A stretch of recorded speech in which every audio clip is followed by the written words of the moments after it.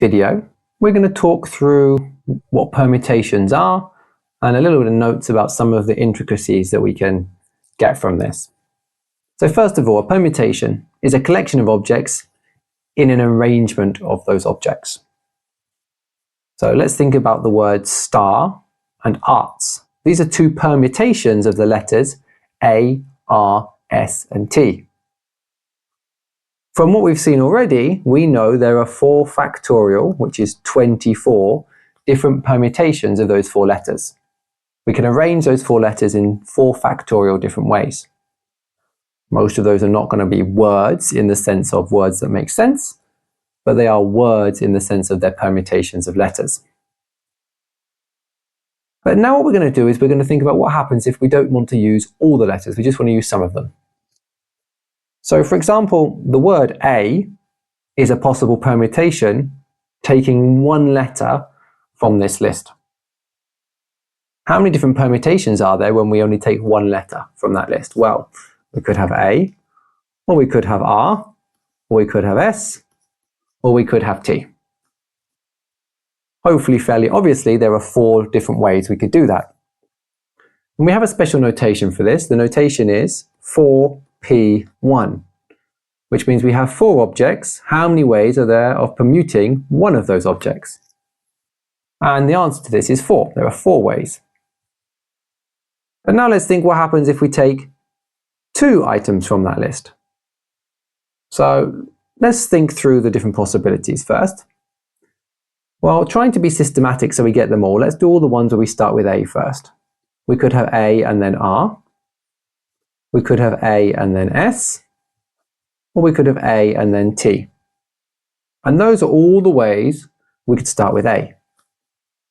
Now let's think of all the ways we could start with R. We could have R and then A, R and then S, or R and then T. Now all the ways we start with S, we could have SA, SR, or ST. And all the ways we start with T, we could have TA, TR, or TS. And in total, we get 12 possible ways. But let's go back and think about the gap way we were talking about in the other examples. If we want 2 possible letters, how many choices do we have for the first letter?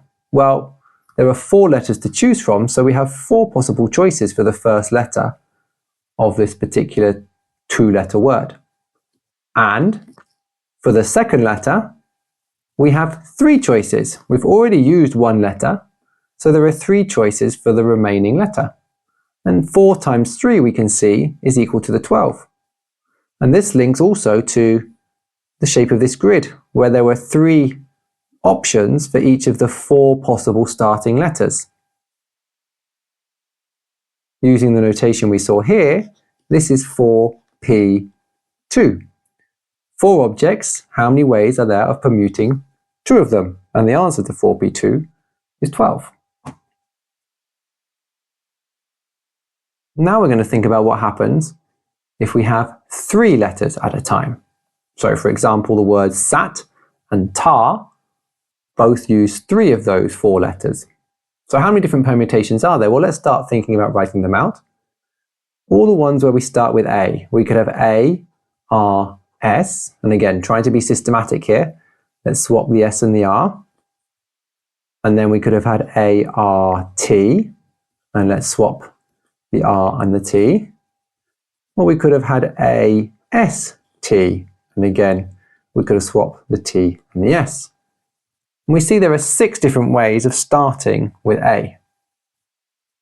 But we could also have started with R, or we could have started with S, or we could have even have started with T. And in each of those cases, there would have been 6 different possible ways.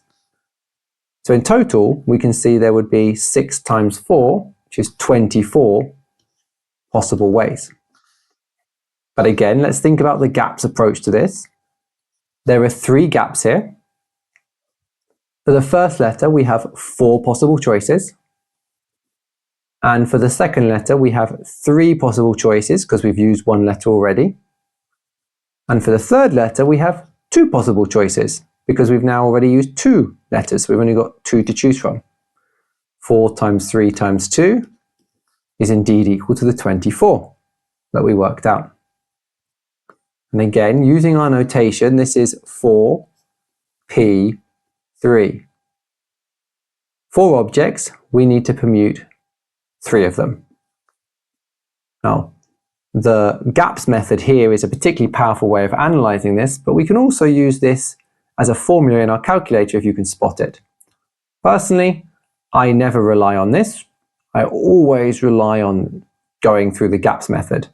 But some people prefer to have a little formula, so there is a little way to work it out, and you can work that out on your calculator. And we also will see a formula for working this out. Now, continuing this process, when we have more or a bigger set to start with, we can see where the power of the gaps method comes in.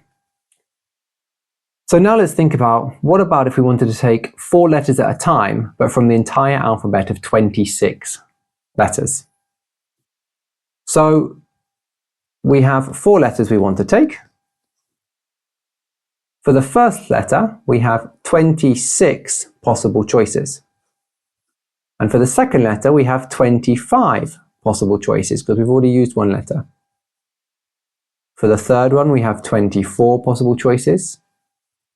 And for the fourth one, we have 23 possible choices. So 26 by 25 by 24 by 23 would give us the answer to how many different ways there are of doing this. It's quite a large number. Now, one of the things we saw in factorials was how we could write this using factorials as a ratio. Because remember, this is actually times by 22 factorial all over 22 factorial. So we can write this as 26 factorial over 22 factorial.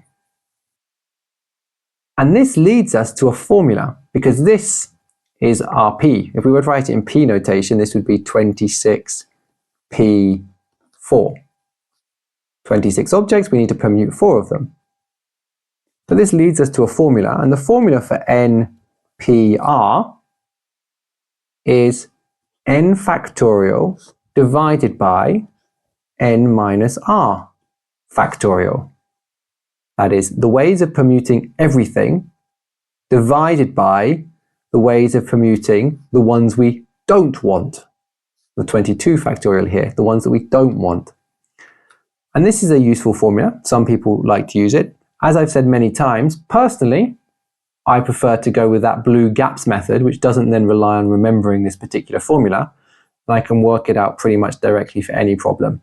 But if you prefer to use a formula, if you have n objects and you want the permutation of r of those, then you can use this particular formula.